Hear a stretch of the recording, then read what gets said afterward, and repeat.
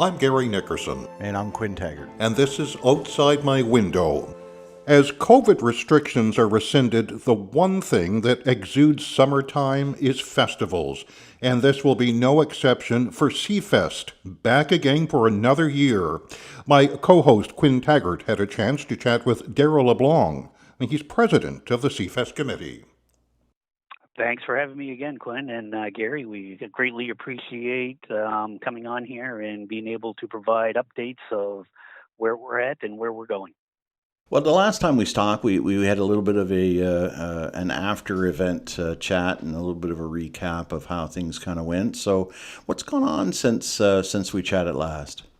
Well, it's actually there's been a lot of exciting things taking place because, again, the last time we chatted, we weren't really sure where we were going to be with COVID, but now with all the restrictions that seem to have dropped, what we're seeing and what we expected was exactly what is happening right now. A lot of the other local events are starting to come back. And that really works good for us because, 2 years ago, we took it over a 6-week period because we were the only festival that was really operating. Last year, we did an 18-day Seafest because, again, there was there were still a lot of cancellations. But now we have a lot of different festivals coming back. So we decided as a committee that this year we're going to bring it back to the 11-day event and work around some of these other festivals and different events that are taking place and sort of try to, I guess, incorporate, what they're doing and what we're doing to, just put on a really great, spectacular 2 weeks. So, remind everybody what the dates are if they happen to be under a rock and haven't looked online. Yeah, sure, absolutely. So we're looking to start on July 13th, which is a Wednesday, and we're going to be running until July 24th. And obviously, like the big thing that comes into that is the big announcement there 2 weeks ago that the car show is coming back, and we're really excited about that. Last year, in conjunction with that group, we were able to put on the car parade, which was a big success. But this year, they're going to be doing their car parade on the that Friday night, the 15th, and they got the big car show on the 16th. And so we're sort of going to work around that and on that weekend. And again, it's going to be that weekend is going to be spectacular to be downtown Yarmouth. It's going to be almost back to normal, isn't it? Pretty well, yeah. We with the car parade that they're going to put on, and then the next day the car show. So what we're doing as Seafest is we decided, all right, we're not going to throw a lot of big events during that because most people's attention is going to be held at that time. But one of the things we are doing is we're bringing the Pirates back. They're going to be here that weekend. They'll be here that Saturday and Sunday. We're hoping to have them downtown Saturday, to mingle in through with the car show. So there'll be loads of people down there. We'll have the Pirates down there. And then on Sunday, we'll be doing some kids things down at the waterfront in the park with the Pirates and having them around as well. So, again, Saturday, though, we're gonna move some of our events that normally we would have been running that day. We're gonna move them to later in the week or to the following weekend to facilitate, make sure that all the attention is put onto the car show. It's a great partnership, though. I mean, if you're going to be drawing in that kind of crowd, it's great to partner up with some of the other festivals that are going on. Yeah, the last thing that we want to do is certainly try to compete with the festivals because, it's very important for the area and for everybody that, when a festival is running, it's by having that partnership and being able to work together, everybody benefits. For us to put on a big event while the car show is going on makes absolutely no sense. Then you're dividing up the population or dividing up the crowd that comes downtown. And we're not here to compete with them. We're here to work with them and other organizations that are running events at the same time to put on the best possible festival that we can over that 2-week period.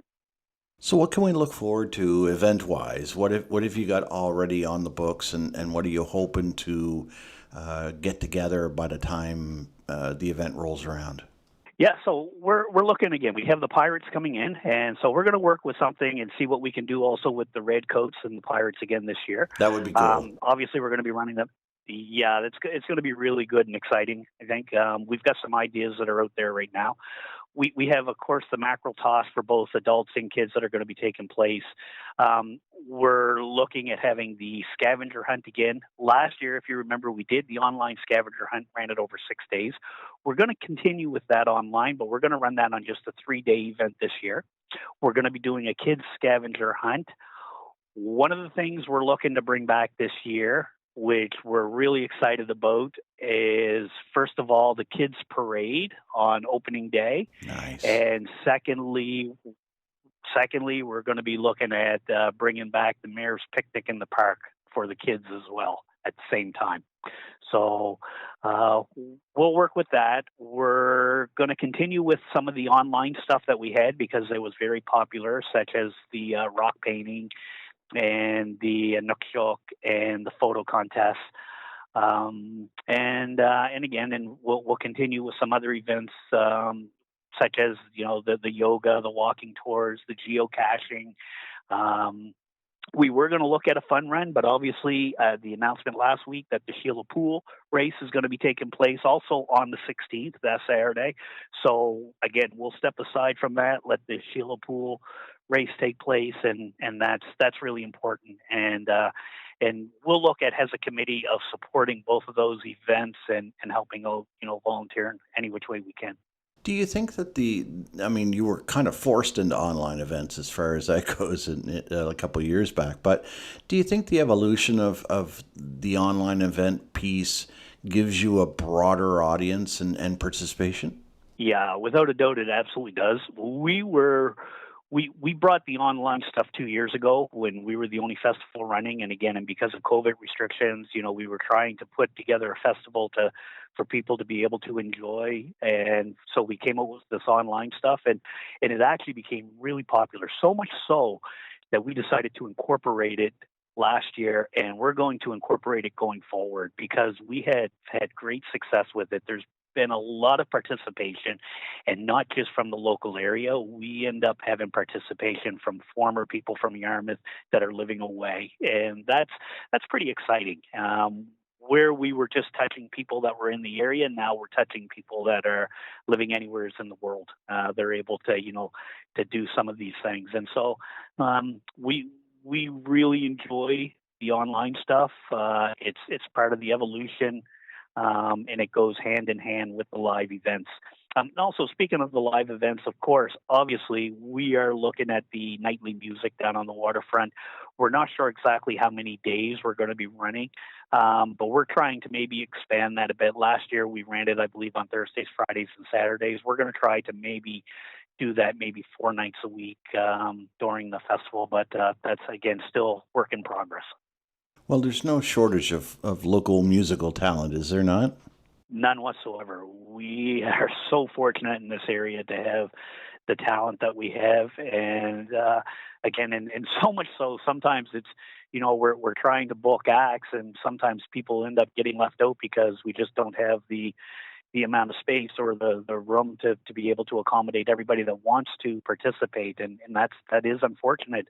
But again, that just goes to show how much talent there is in the local area, and it certainly makes our job easy because we don't have to go outside to bring in talent, and we're able to hire these groups here locally and put on a good show down on the waterfront. Certainly, Seafest doesn't run without volunteers. So, give us a bit of a shout out to your volunteer base. So yeah, we actually I have a very good committee, very experienced, and again they do all the organizing in that. We're fortunate to have a couple students hired throughout the year to help with this. And we receive funding for that along with sponsorship. And they're the ones that really put on the show. The volunteers, however, we will be going out and looking for people to come and volunteer to help with certain events, and especially as we expand now and bringing back some of those events, such as the Children's Parade and that, we're going to need more volunteers to help with that. And it's so important. There's no festival or event that can take place without volunteers. And in fact, and even I've been in touch with, speaking with Lloyd that's organizing the car show there, and I mentioned to him, look, we're willing to help out them guys any which way we can, and if that means that some of us need to volunteer or use some of our volunteers to help out with that, then we certainly want to do that because that's a very important weekend, and the more people that we can have to help out, the better. So at the end of the day, when you look at the event as a whole, how do you gauge success on this? Well, it's really hard, I guess.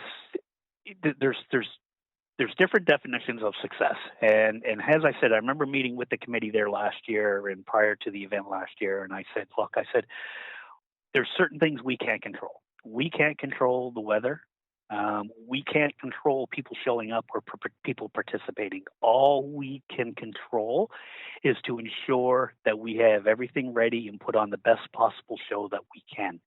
And I think if we do that and communicate it properly, at the end of the day, people will come and enjoy it, and that is ultimately the success of it. But again, we could do everything that we possibly can to put on a great show, and if nobody comes and participates, yes, we feel bad over it. But at the end of the day, those are things that are beyond our control. So, looking back at last year and the event that was held, we were very fortunate. We considered that a tremendous success. It was a very great 18 days. We had tremendous participation in almost every event that we did, and there was a lot of great comments, and people seemed to enjoy themselves. So, at the end of the day, I think as long as we're prepared and do what we can do, then it'll be a success. Is there a theme for this year's event? There is, and the theme is where the ocean meets the sky. So, it's looking at Yarmouth and where you look at the horizon, and so it's we obviously celebrate the sea. We're a seafaring town, and but also at the same time, what has been taking place is our local area has been known as becoming more and more internationally known for our dark skies as well.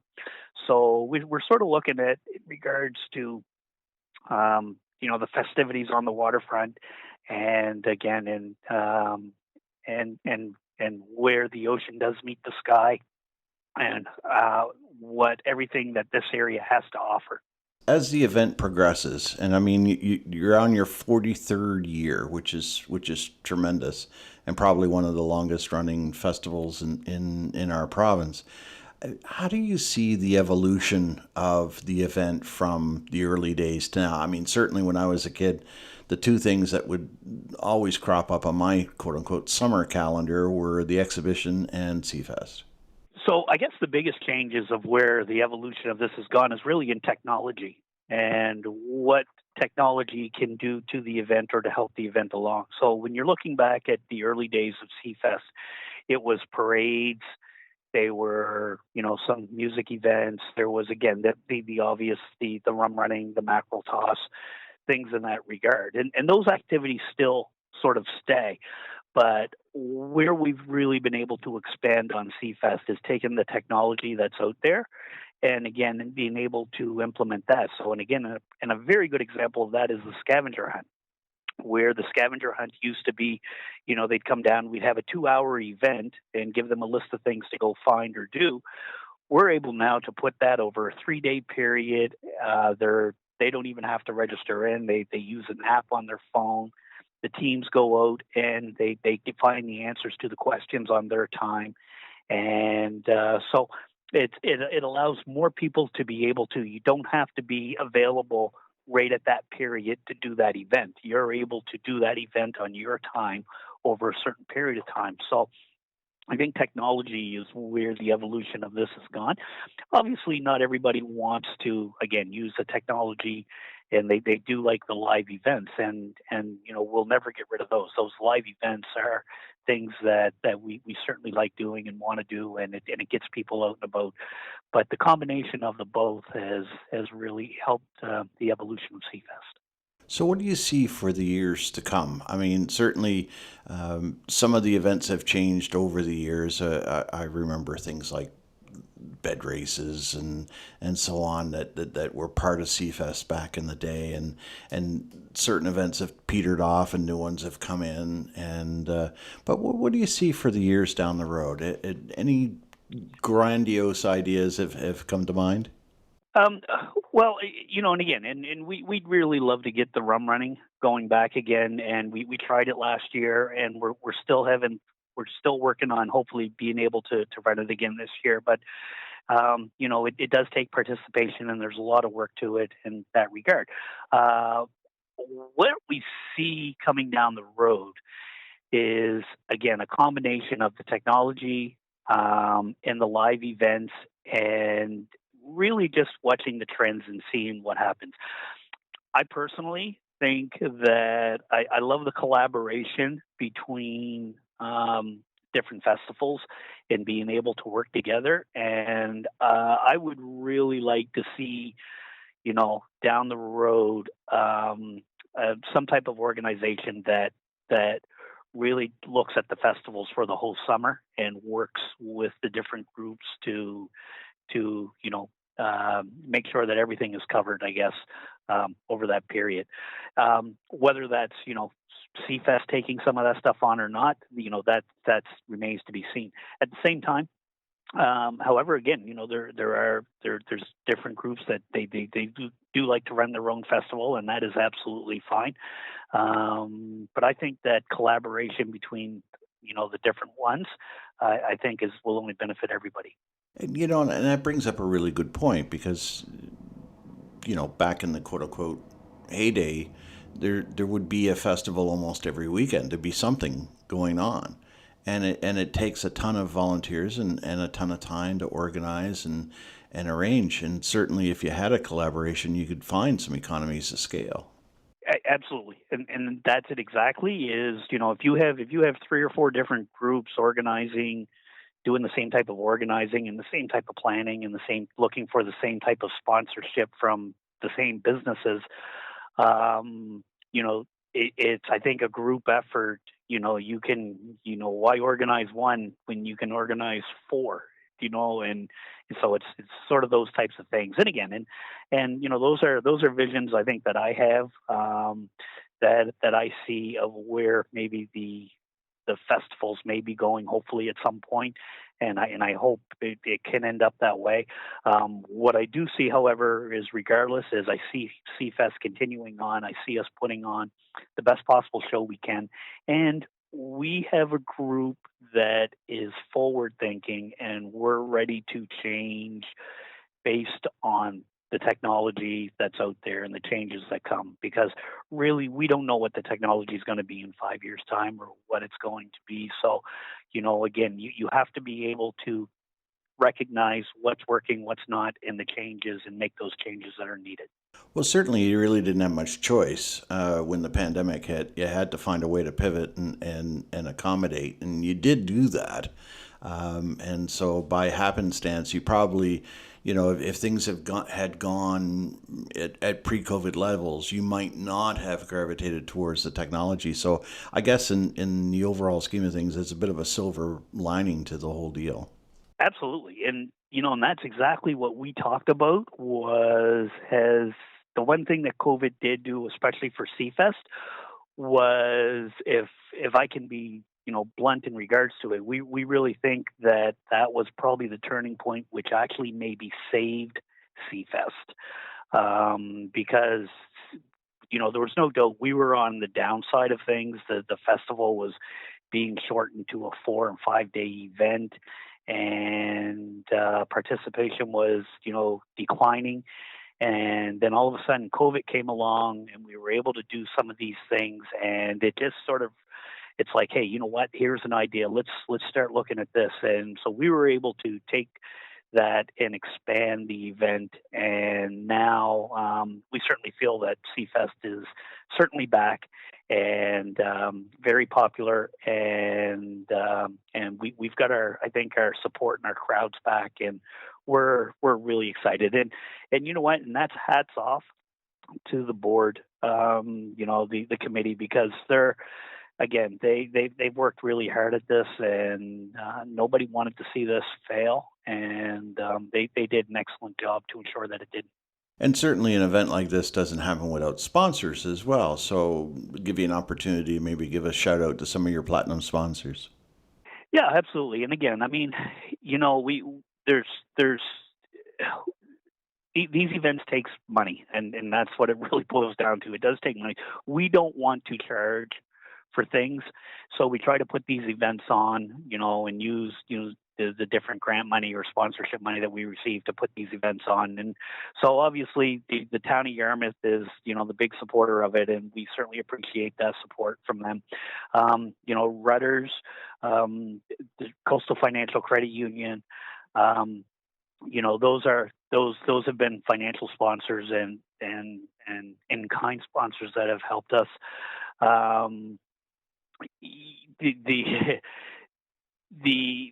There are loads of little sponsors out there, or I shouldn't say little, that's really the wrong choice of words. There are loads of sponsors that have contributed the best that they can, that has helped us greatly,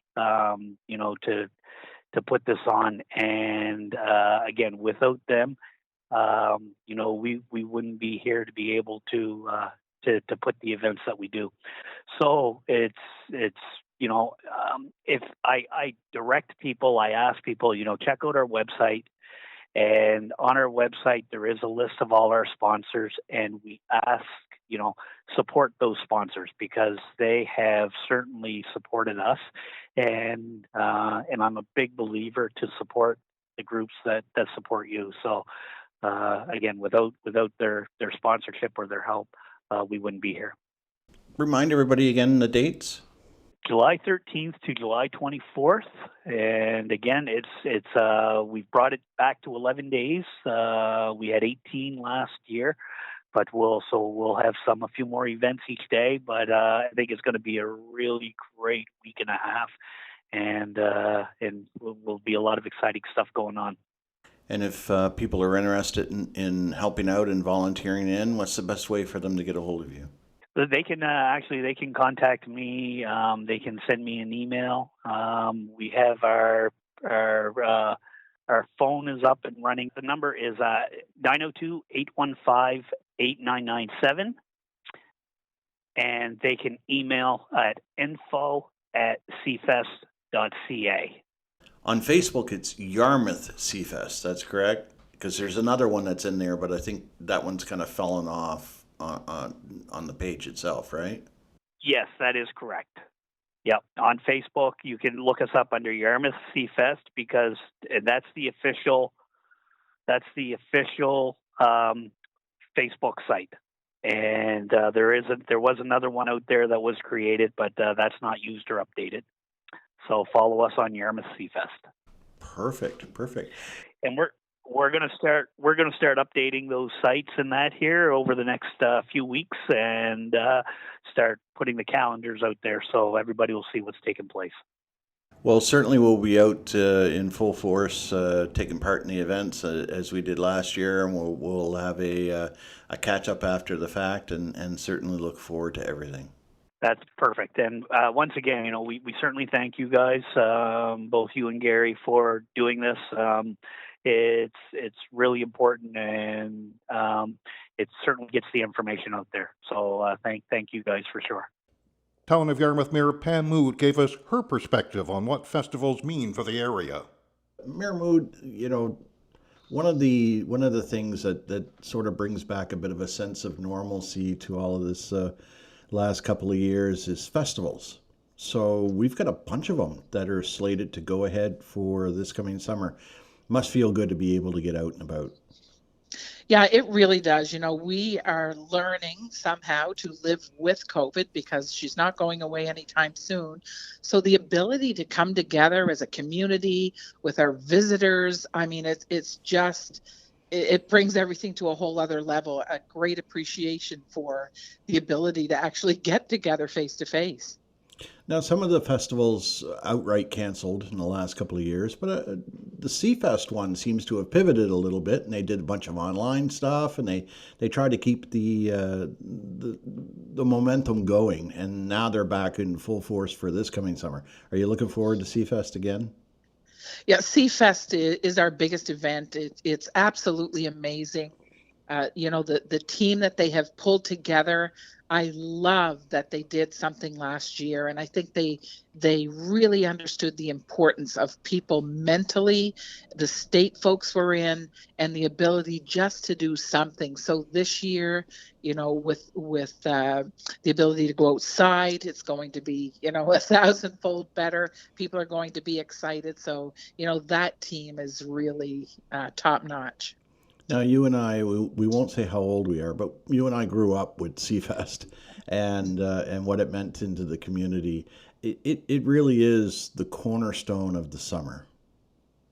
It really is. People look forward to that, not just the locals, but, from far and wide. We have people from all over the Atlantic provinces, the United States, Ontario, just people coming home and they find out when Seafest is taking place, and that's when they make their plans. So we're really excited to see friends and family again and neighbors. Just tremendous effort put in, and I don't think anybody does hospitality better than we do. I certainly would agree with you there, and I know a lot of others would as well.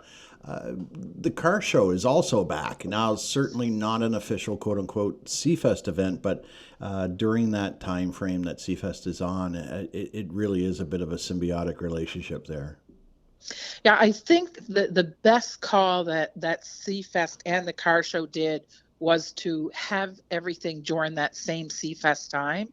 It just adds so much. I think the car show, my goodness, I remember, in the first couple of years I was the mayor, and I said, why are we not doing this on Main Street? It just makes so much sense.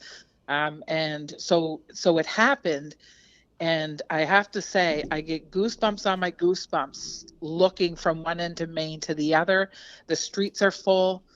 Everyone's out. It's just the best feeling in the world. It brings us all together. And they bring in a lot of people from outside the area as well. Oh gosh, they absolutely do. I mean, the folks are screaming to come to the car show this year. They're lined up, excited. They bring their family members with them. People visit from far and wide.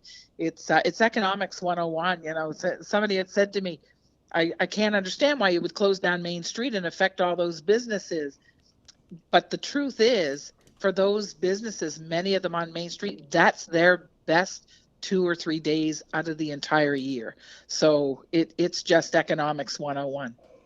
One thing about having a festival during the summer, one of the biggest variables, of course, is weather.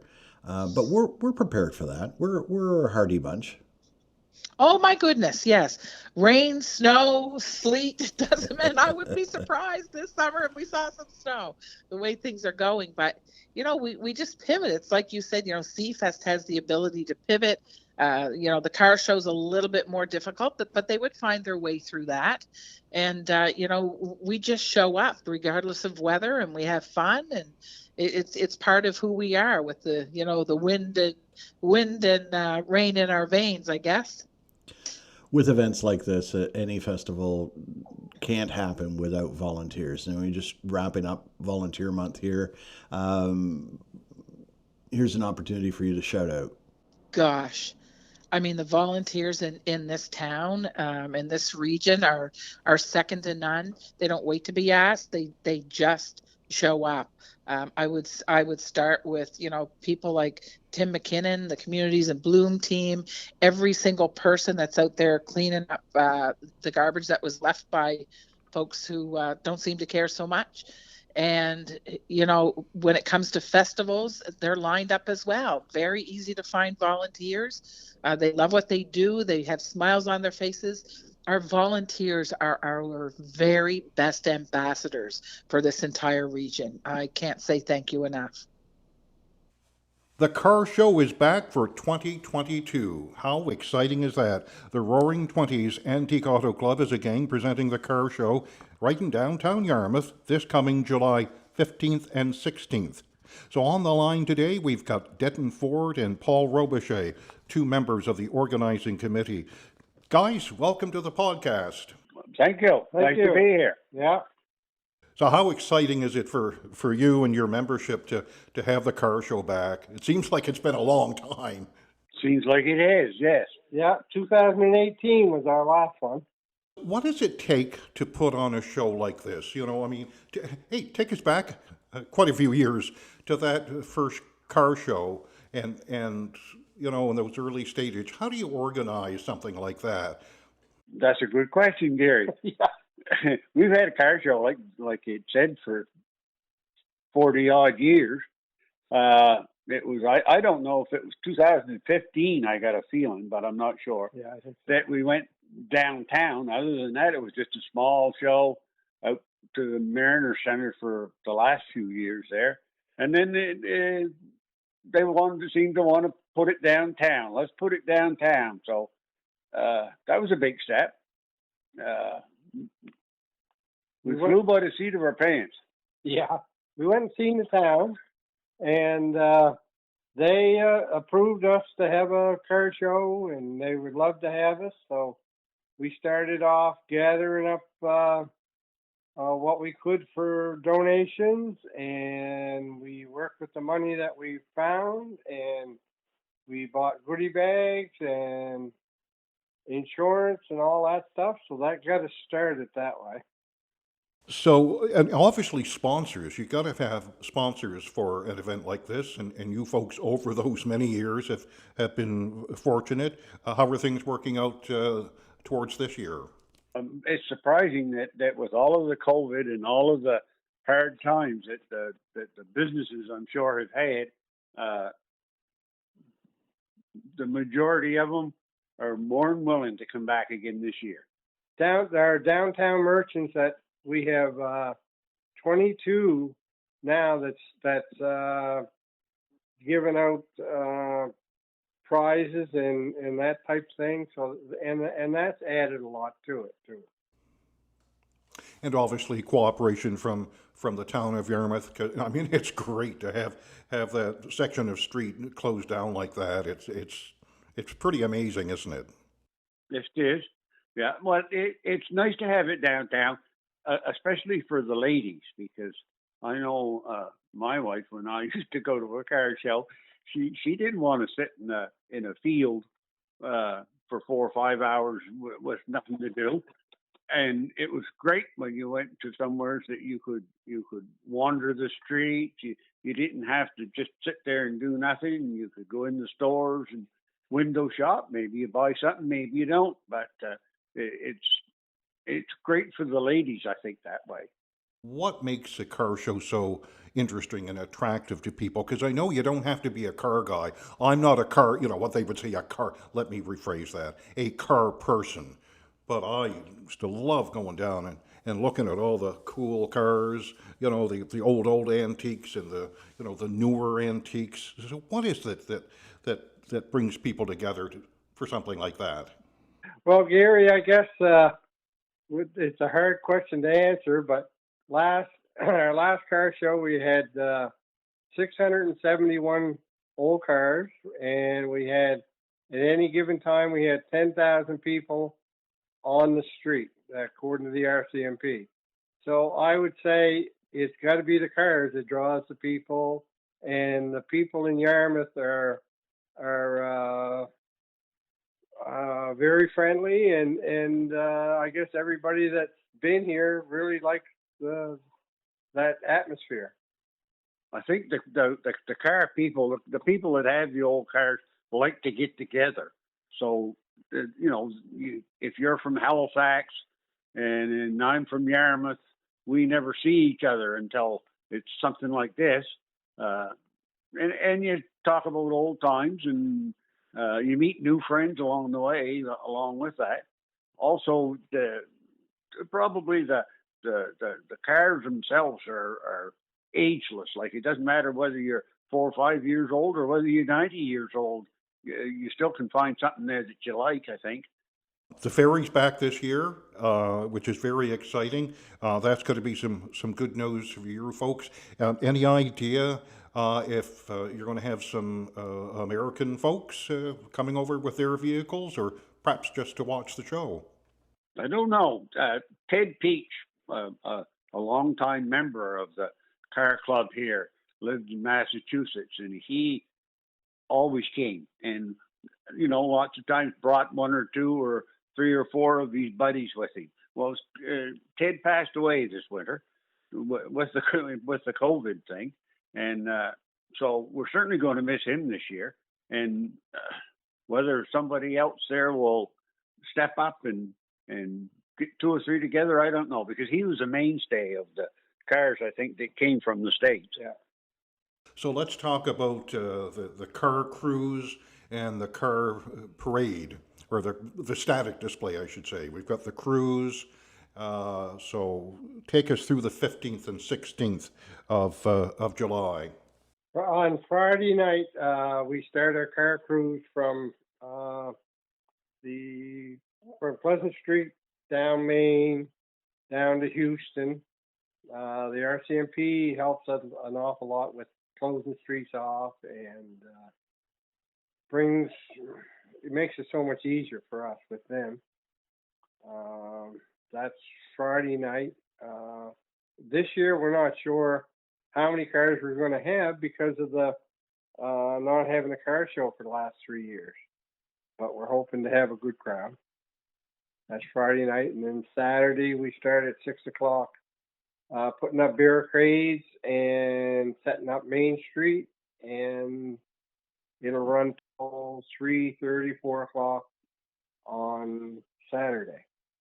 Obviously, it takes a lot of help to put on an event this size. Well, actually, events, with the car cruise and then the static displays as well. So, what about volunteers? How many do you have, and do you need some more? Well, we've had very good support. There's enough members in the club to do most of the things. The parking and keeping people out of where they shouldn't be is something. And ground search and rescue has helped us with that the last couple of years, or the last couple of years that we did it. And so we're looking forward to them coming back and helping us again this year. I've always been curious, and maybe one of you guys or both of you can answer this.